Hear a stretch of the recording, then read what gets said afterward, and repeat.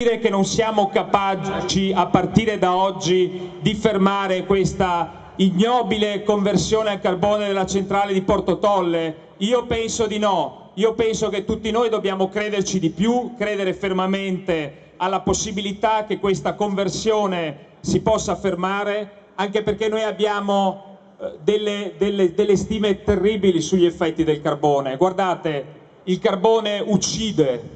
Il carbone avvelena le persone, il carbone toglie futuro a noi e alle nuove generazioni.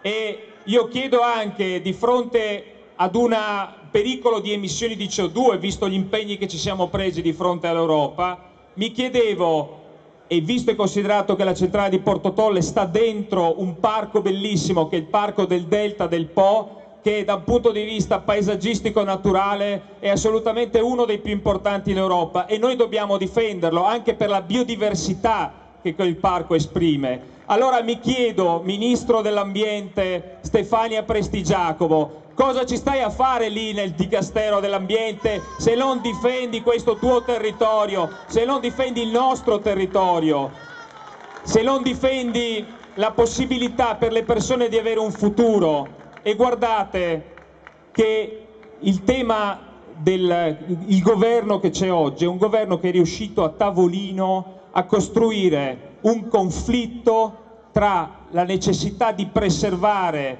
un sito naturalistico e un'area così bella e la salute dei cittadini dall'inquinamento da carbone, con il diritto dei lavoratori di non perdere il lavoro. Questo è un conflitto inaccettabile al giorno d'oggi. Mettere i lavoratori contro l'ambiente è un delitto dell'umanità, anche perché bisogna dirlo chiaramente a quei lavoratori: vi stanno ricattando. Questa è una centrale che, se viene riconvertita a carbone, non sarà una centrale che continuerà la produzione in continuo, sarà una centrale che verrà utilizzata solo quando vi è un'emergenza energetica. Abbiamo visto che tutte le centrali italiane da sole soddisfano il doppio del fabbisogno di energie di questo Paese. Ecco perché quando noi diciamo che le energie rinnovabili che soddisfano il fabbisogno di ciascun cittadino, perché viene prodotta energia dal proprio tetto, dalla propria casa, sono energie democratiche, mentre le energie prodotte da fonti fossili e da fonti nucleari sono energie autoritarie, perché dipendono dai poteri forti mondiali che sono i detentori di queste energie